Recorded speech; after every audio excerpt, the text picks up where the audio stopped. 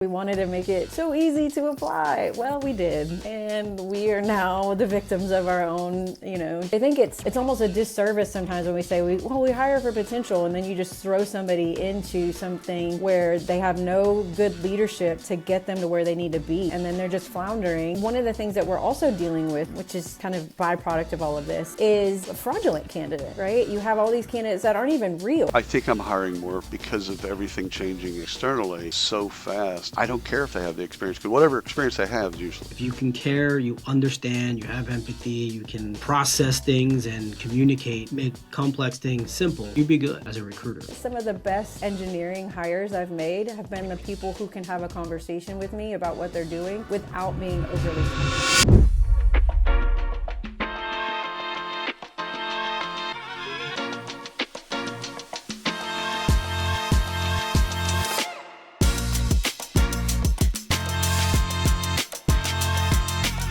It's William Tincup and Ryan Leary, and you are listening, hopefully watching, the You Should Know podcast. Ryan, how are you doing?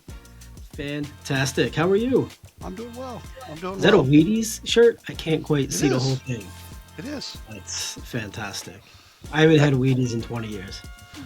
I wish it had Bruce Jenner on it, but that'd be way too controversial for some folks.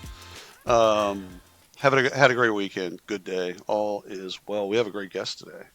We do. It's going to be a fun conversation. It is going to be a fun conversation. Empty nester. Yeah. A little bit jealous. Not yet. No, she's already. She's done. Oh, already? I thought it was coming. Oh, no, baby. No. Oh, no. That's a different story. 20 to 27, all of them are out. I think y'all had 3 or 2. So I have 2. Michael has 4. We have 0 together because 6 is enough. Yeah. Plenty. It's plenty. We got a big old table full. So, and now they're starting to have like spouses and significant others. So our family, it's a big family. Babies. You're gonna have grandbabies. You're gonna be close. a grandmother. We're very close. Oh my, that's crazy. That's crazy. Beth works I'm seeing a Christmas tree. Yeah, and it's only November. Look, in this day, like in this era that we are all in. Who doesn't need just like a little bit of extra serotonin? Just like a little bit of extra just like a little happy to get you through your day. I could kind of use some right now. I don't normally put it up this early. Usually it's post Thanksgiving, but I kind of went, you know what, this year? Let's do it. I think I need it. And you didn't have kids to help you. Oh my God. I just did it on my own. That's actually insane. My daughter did come over and help me because she's local to Birmingham. Okay. And you know what's funny? My daughter's in recruiting. I don't think I told you that, William. I don't know if you knew that. Yeah, she works for the corporate office of Express Oil Change. Really? Yeah. Okay. Recruiting them hood techs. Oh yeah, she lives close. Mm-hmm. She's in downtown Birmingham. Oh yeah. She works in Hoover. I know both places really well. Downtown Birmingham had a place that were for years it just had boiled peanuts. Yeah, the Peanut Depot. Yeah. God. And I didn't grow up with boiled peanuts. So it is an unusual experience, your first boiled peanut. I'm not a fan myself. I like their dried peanuts, though. I'm not a fan. They were good. But you can't tell them that. You can't tell anybody in Alabama that boiled peanuts are ass. You just can't. They won't. The same as Mississippi, because my wife grew up in Hattiesburg. Same thing. She loves boiled peanuts. I'm like, first time I tasted one, I spit it out. Y'all seen like those Instagram videos with dogs? I just like put it in my mouth. What the fuck is, like, I don't need that in my mouth. What are you doing? Wait, where's a peanut? They're so mushy, and then like not in a good way, not in like, oh, this is kind of like peanut butter. It's not like peanut butter. It's just gross. I can't support this. No, I just can't support this. I so Beth works for a company, Dexco, and we've had several friends, Chris Dunn and Dawn Burke. Dawn Burke have both been there. They were more on the HR side, right? Mm-hmm. Yeah. Yeah. And you came up. Was Dawn with you, or was Dawn there? Dawn was my team lead before she left. Yeah, right. So I reported directly to her for several years. I loved working with Dawn. She's great. Yeah. Good human being. Oh, the best. Yeah. So just fun all around. That's cool. So we have a topic today, right? right? We do have a topic. Do you know What what is our that topic is? I have no idea what that topic You is. asked me that. You asked me that on another episode, One and job. I didn't know the topic, Yeah, yeah. and I had to think about it. So I have it here in front of me, so I As don't you should. forget it.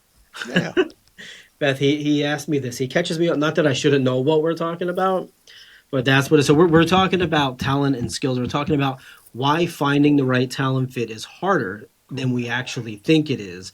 And then AI in hiring. So what's actually useful versus what is not. And I'm pretty sure, Beth, you're going to have a lot of opinions on this. 100%. Just a few. I Just got a lot of few. opinions about a lot of things. How much time do we have? Exactly. We got 7 minutes. Can you make it happen? Yeah, It's a lot you can do in 7 minutes. that's right. Yeah. Yeah. All right. So let's kick off. So let's talk about AI in hiring first. I'm just going to executive order. We're going to go there. What are you seeing? What are you seeing in hiring in your world? Where is AI kind of creeping its way in for you? Yeah, so it's kind of everywhere, right? So it's from the applicant flow because everybody's using AI to apply.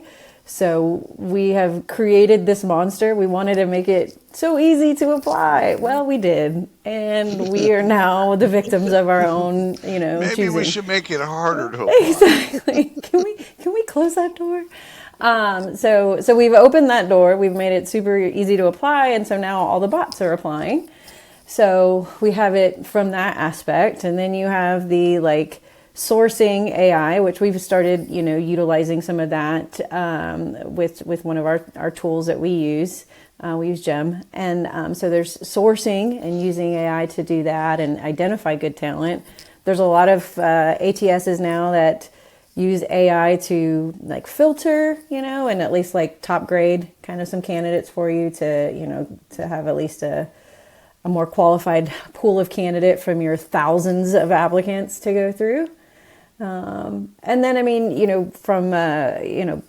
for us, I created a custom GPT for my team, right? When they're starting to open a position, throw the HR job description in there to get a better posting, to, build out a sourcing plan, to, come up with your intake questions for your hiring manager, to identify some Boolean strings and do all the things. So they're not spending time doing all that admin work. Let ChatGPT do that.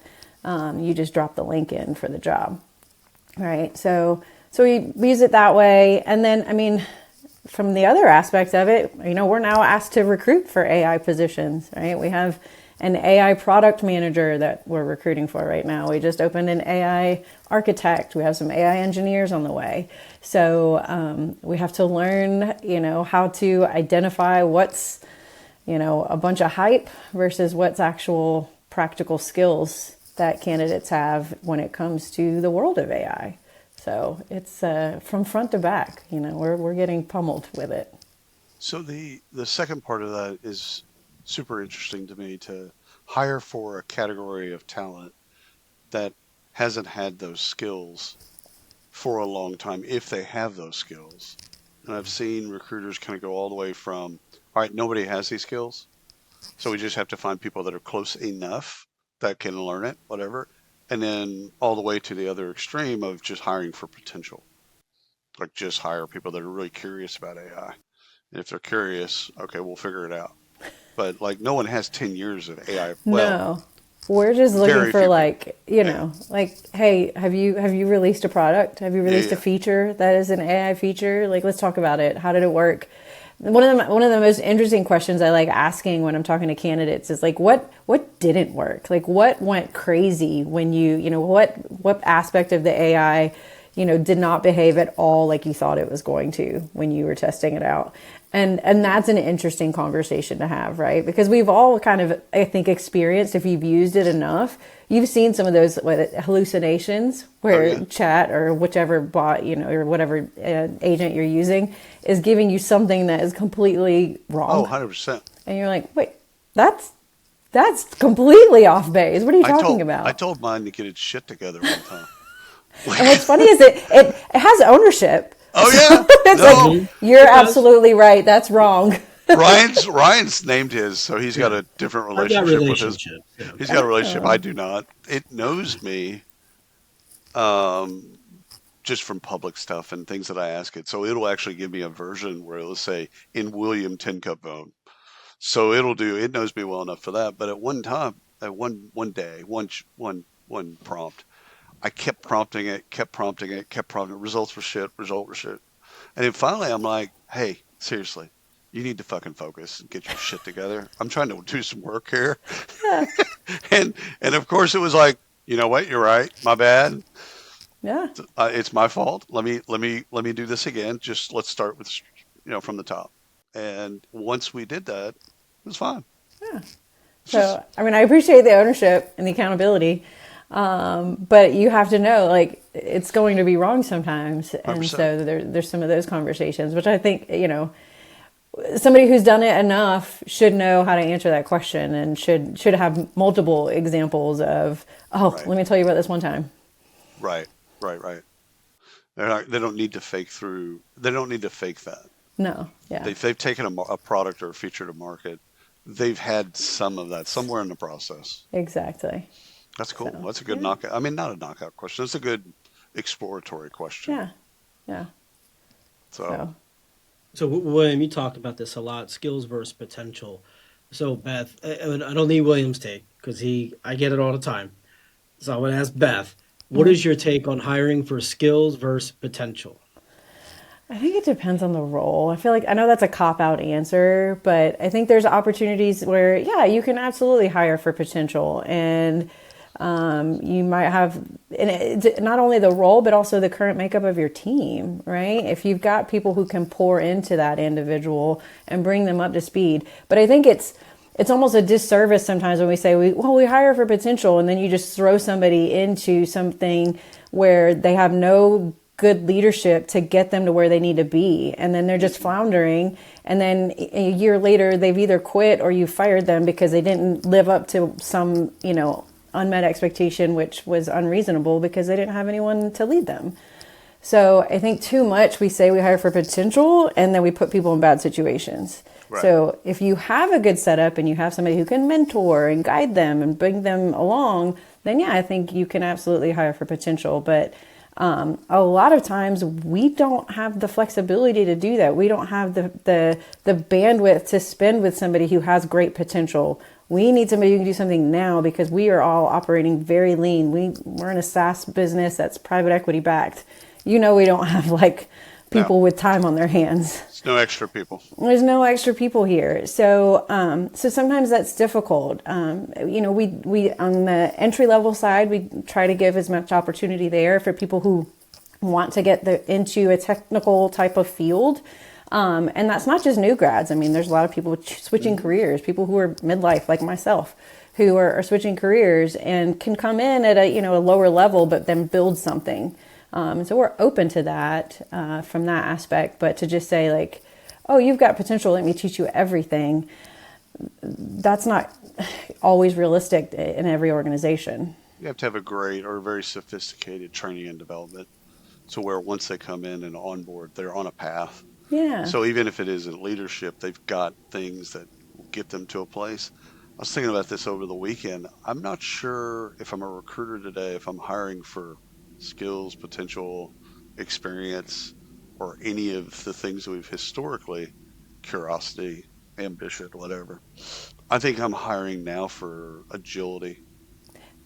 People that can people that can deal with ambiguity Hmm. and consume ambiguity. Like we need to go that direction. We're not sure what direction, Yeah. but we need to go that direction. I think I'm hiring more because of everything changing externally so fast. I don't care if they have the experience because whatever experience they have is useless. Well, yeah, I mean, and that's where like, when you think about like, technical skills versus soft skills and all of that, and there's always those conversations. It's like, we just talked about like AI. AI is changing everything, right? And, the soft skills or, the skills that are really applicable are like you mentioned, adaptability, grit, determination, because resilience, because the world is changing so fast that those technical skills are going to be out of date in a year. Yeah, And if like you can't continue to push yourself and see through like the hard times, the changes, the, total pivot on a dime, then you're not going to be successful in this kind of, new world with AI and everything. Quick follow-up, Brian. Yeah. Does that apply to recruiters as well? I mean, we're talking about candidates, but does that apply to the skill set or whatever? If you're hiring a new recruiter, do you hire them based on what they've done? Do you hire them on their experience? Like, are you hiring a recruiter the way that you hired a recruiter pre-COVID? Are you asking me or Beth? I'm going to ask Beth first, but I do want your Okay, take. so me.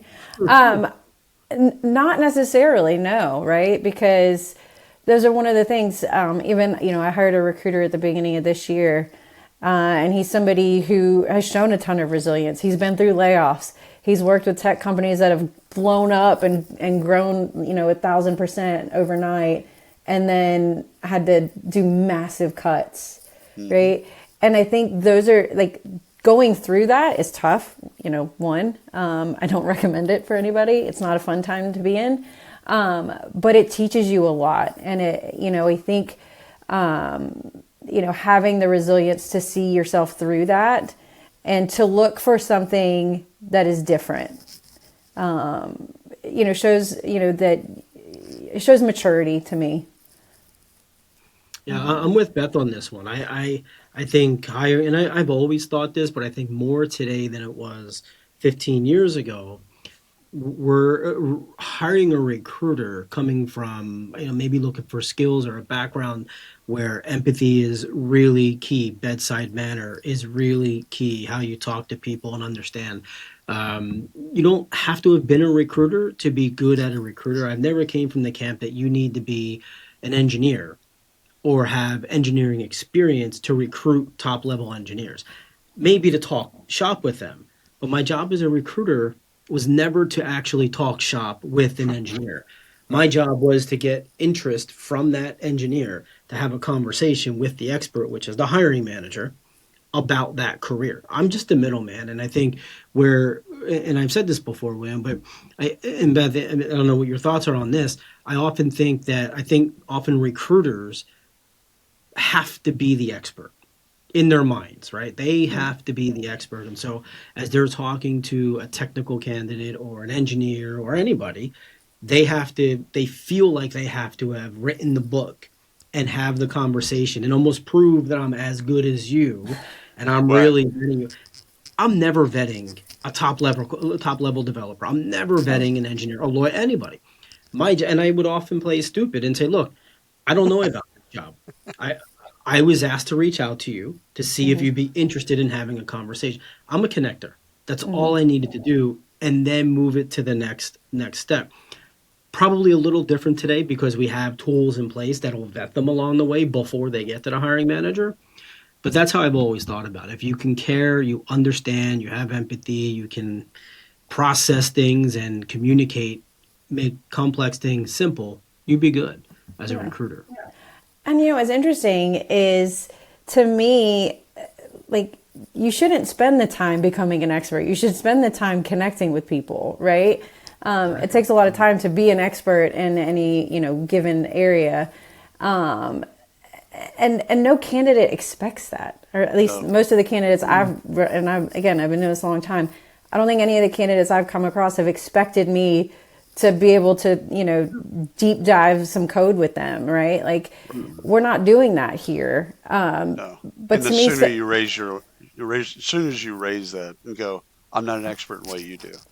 exactly. That eases the conversation, generally speaking. It Oh, eases for that, sure. like, the tension. Like, I'm not going to have a JavaScript discussion with you because I don't even know how to spell it. Well, and to me, some of the best engineering hires I've made have been the people who can have a conversation with me about what they're doing without being overly technical. Right. Because that tells me they're going to be able to work with my product managers. They're going to be able to work with my customer service folks when they have an issue that they need to escalate. So to me, like, if you can, tell me enough where I can, discern whether or not it's worthwhile to move you forward, that's great. Like, that's as deep as I need to get with you. Right. So let's go back to candidates for just a second. We've got AI Yeah. war that's happening above us. Yeah. Candidates are using AI. We're using AI. Everybody's using AI. Great. Um, the thing for me is okay. At the end of the day, AI has been used by both candidates and employers to get to a certain point. What is the point for you of humanization? Like, where does the human?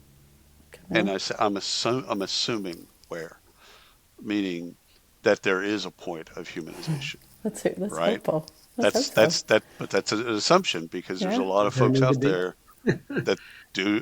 There's people the three of us know some of the same people that are like, you don't need to talk to candidates. It's ridiculous.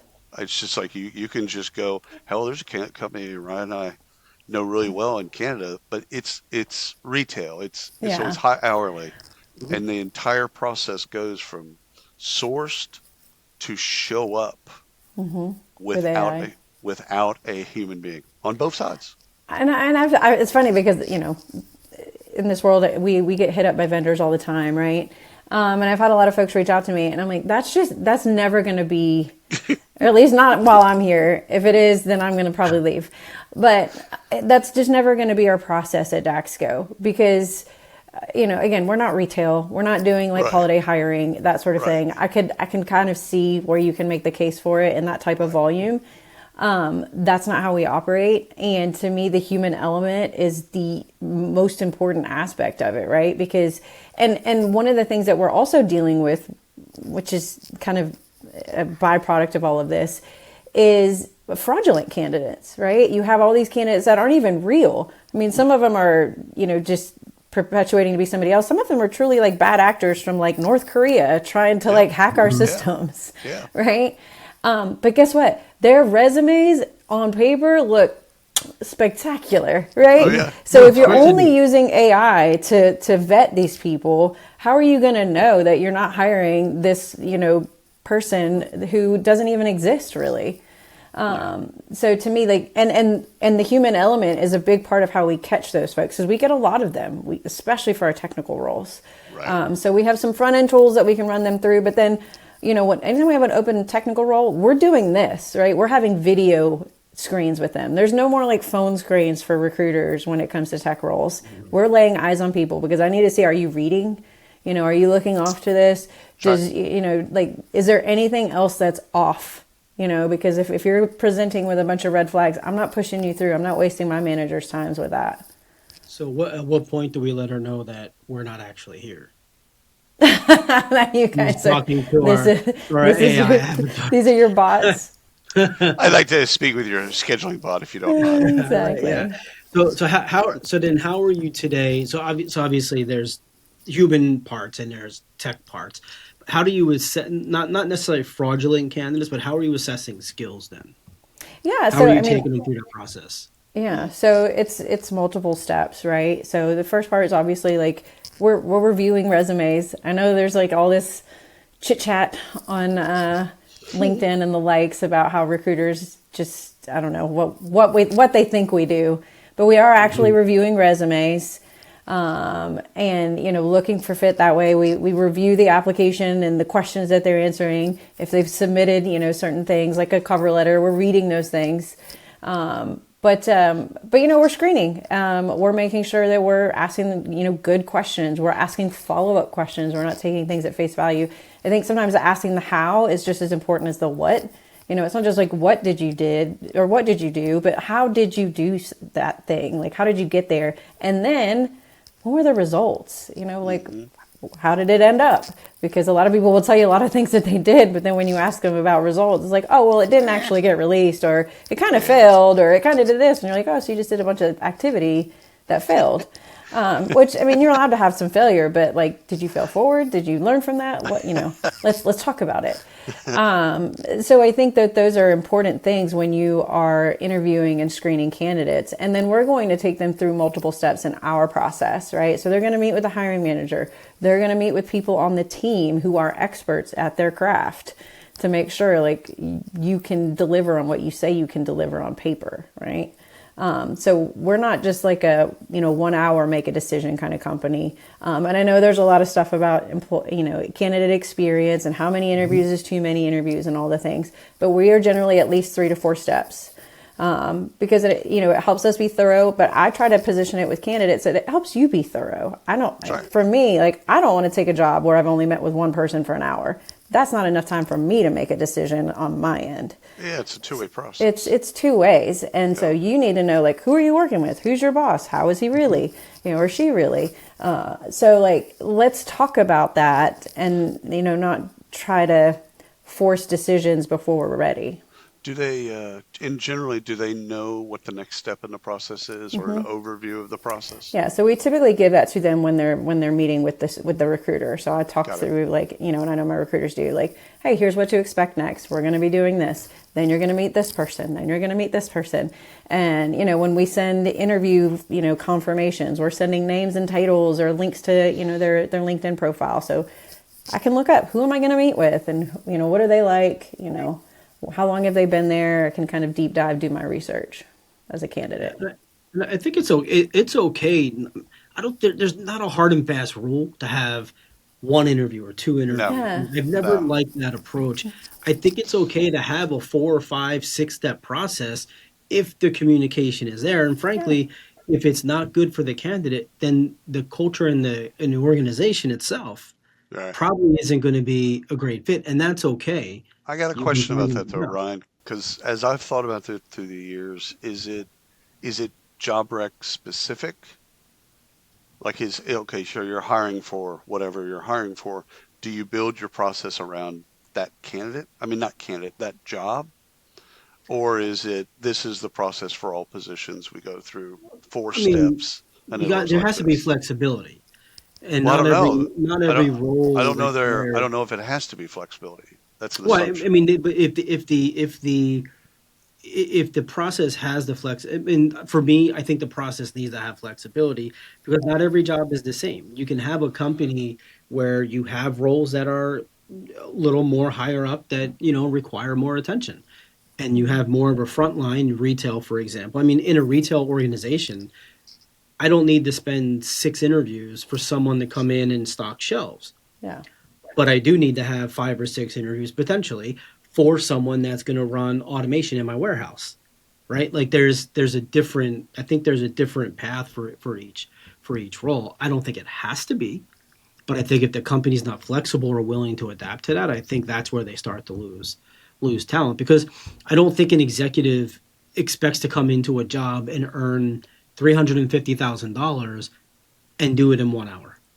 No, I'm not talking about. I'm talking about like positions. So you're talking about dislike, and even probably companies that are different. I'm talking about within a singular company with Like a within talent, like a department, maybe. right, Yeah. right. Like I'm not challenging whether or not the receptionist and CEO should have different hiring paths. They should, but should 2 engineers? Maybe one's one type of engineer and another, or maybe it's based on the recruiter. Should it be personalized and flexible, like you said, Ryan, or should it be more rigid, which sounds bad. The word rigid has a really bad, history. But the thing is like conveying to people, here's the process. Here's the process that we use for 90% of the employees, not the outliers. It's difficult, right? It's difficult to make a blanket statement about, like, this is going to be your process for all these roles, or for the majority even. Because even for us, when we're hiring engineers, it might be different from one department to another, right? If it's a really specialized, like if we're hiring for our payments team, that's a very like niche skill set, right? Really niche kind of industry, or kind of like part of an industry. So there may be additional folks involved in that interview process that aren't involved in our, typical, .NET engineer process. So you may have one more person involved or one more interview involved. So instead of it being 3, it's 4 to 5. So we really try to be flexible with the hiring manager. within reason, right? I mean, Right. we're going to always look at things, from a speed perspective, from a candidate experience perspective. And, if something is reasonable and we have justification for like why we're doing things this way, again, we've been doing this long enough. We can kind of call things out when we need to and say like, Right. that's excessive. Nah. We're not going to do that. We're not 12 interviews doesn't work today. Yeah. Or, I mean, and like even sometimes when we have managers who want us to screen like 30 people, we're like, not going to screen 30 people for that role. Sorry. Love your excitement for it. But like, we're not going to do that. Like, we're going to screen 15 or we're going to screen 10 and we're going to go from there and kind of This is something adapt. I might have to give more time to think, because in listening to the two of you, which are both your experts, I'm not sure if we're talking about flexibility or if we're talking about bias, not hiring bias in the way that we historically think of it. But, do we inflate the process for people that get paid more, Yeah. which is a bias? We might not like to say it's a bias, but like, okay, Sally is entry level, whatever. 2 interviews is good for that. Yeah. Somebody else that's at a higher position, or maybe a more scarce position, or Why I don't dare have I the job. say, more important position. So as I said, is there a bias in that? And I don't know, because I need to think about it. So I don't even know if it's a yes, no, but it just seems, okay, I understand flexibility. Both of you have said it. I got it. I also understand that the more important, or the higher level, I should probably say, the higher level, because everybody's important. Beth, you're important. The higher level, I didn't say I was important. no, not at all. So, but the thing is like, are we building in or baking into that process bias? Huh? Just like you said, there's a payments engineer that we need, and that's scarcity. There's not that many of them. But are we saying that it's more important that we get that right by making that process a bit more arduous for them, or not? I don't think I don't all have an bias, answer, by the way. but I don't think all bias is bad. No, I I don't think, yeah, I mean, as long as we're following the obvious guidelines of good versus bad, I think that's okay. I still think it comes down to, can you do the job? Yeah. Like, do you have the skills to actually do that job? For example, if Beth, if you have an engineer that comes in and their background, they were at certain companies, they worked on certain projects, they worked with a previous or a current manager in the organization, and they're legit, versus someone like me that comes in, you're like, well, he says he's got this. Right. You really need to spend a ton of time. Maybe you spend the time with the other guy, but maybe it's like, okay, do you fit in the organization? Do you Here's have what the I right know about skills you. to move Yeah. us? Yeah, do you have the right skills to move us forward? Whereas Huh. you have to identify if I even have the skills, if I'm legit. Yeah. Like, he's already 4 or 5, or she's already 4 or 5 steps ahead of me, because we know that background of that Yeah. person. Yeah. I think that's I can see legit. that. Yeah. I can see that. Okay, last question for me. When a year from now we're having this discussion, what are we talking about? Ooh, what are we talking about a year from now? This discussion. AI. AI? AI and Goodness. recruiting. Yeah. What's Do we changed? care about skills? Yeah. It's legit, Ryan. We're asking be. like, what's the last GPT that you made that was like the most effective? Or I like that you created by the way, I didn't say it, but I like that you created a custom GPT I for mean, your recruiters. That was cool. well, and I this shout out to Johnny Campbell at RecFest. He had a whole session on it, and it was like kind of the kick in the pants. I needed to go back and do it, so which was cool. Yeah. But So we're not talking about skills, Ryan. we're not. It just doesn't even come up. Got it. We are, I think, talking about like what tools we have implemented, because I think at that point, like, all these tools will be available to us. So it's like, how has it impacted? It's not like it's how has it impacted, your day to day? How is it, what has it relieved from you? What are you not doing now that you were doing a year ago? That you just gave her a golf clap? I did. Wow, Beth. He doesn't give anyone golf claps. That's like That was a good top answer. level. Like, you did really well on that. No, that was a good answer. I think for me, if I were answering the same question, this is rhetorical, of course. I think it's everybody wants speed. The candidate wants speed. The company, the employer wants speed. But at the same time, we're trying to figure out quality. So candidates want to know, especially down generation, they want to know yesterday. They hit a button. I want to know. I hit the button. Yeah. Like, let me know. And you've got hiring managers that actually, whether they like it or not, have the same mentality. I hit a button. Where's the result of the button? I just hit the button. Where's the result? And so you got that. I think we're going to have a war of sorts between how do you get both speed and quality for both sides. Yeah. And how do you activate those things? And if it's not littered with AI, it's definitely infused. I'm going on the limb, and I'm going to say we're having the same conversation. Nothing changes. Oh no! You might not be You're wrong. Probably right. You're probably the most right. You're probably the most right of all of us. Let's go back to 2003. I know. We're still talking about speed of hire, quality of hire. Oh. Yeah. Both of which don't intertwine. Time to hire. It was called time to hire back then. But yes, we were definitely talking about that all the it. time. Is like, what's the magic number? Everybody's like wants to be, like you said, everybody wants to be faster. Like, at what point do we say like, wow, that was probably too fast? It's like one of the things we actually we do like an interview survey. We ask our candidates, was our timeliness? Did you think the time you spent in the process was too fast, too slow, or just right? And it's always funny to me the people who say too fast, because I'm like, again, it's like you kind of can't win for losing. Yeah, that all makes sense to me though, because the candidates that you're hiring care about the job.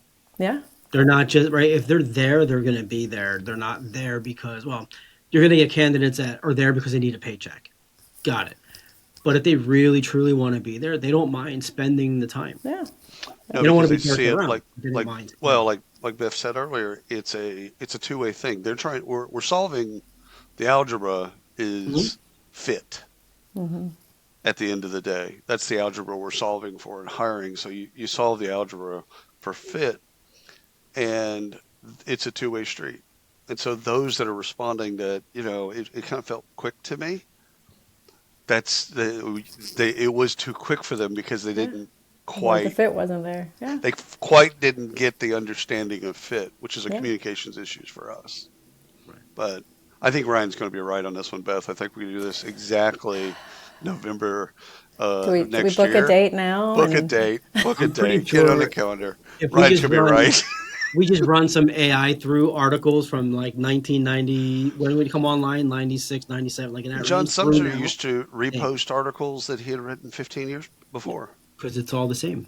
Well, you're not wrong, because I actually had this conversation with my recruiters who went to RecFest and were like, hearing all this stuff about AI, and one of them is newer in the recruiting field, and she was like, is it like, are her jobs going to go away? I said, they've been talking about this since, the advent of the internet, and, having online applications and ATSs was going to make us redundant back then. And, scheduling tools were going to make us redundant. Everything, video interviewing was going to make us redundant. Like, we just have to adapt. And if you don't adapt, then you might get left behind. But if you can learn to adapt, like we talked about, like, you have a job. There's things to be done. This has been wonderful. It has. Do you have anything else? I was saying this has been fantastic. I love the Christmas tree. We're going to get ours up like December 23rd. We'll be good. I had my first neighbor put up their Christmas lights, and I'm like, I drove by it last night. I'm like, half my neighborhood has up lights already. What? Yes. We put the Christmas lights up, but that's only because we got like a 65-degree day, and now we're in the 30s. And every year I say we're going to do this before it gets cold. Yeah, that's every year we don't. This is the first year we have. I haven't turned them on yet, Actually, No. the girls put them up, and We're half of them were broken. we're having opposite weather. Normally November's ish, but it's 75 degrees Yeah, outside. it's really warm. Yeah. I saw lizards yesterday. So in Texas, when you see lizards, that's not winter because lizards don't come out in winter. Well, in So, Philly, like- when you see lizards, you run.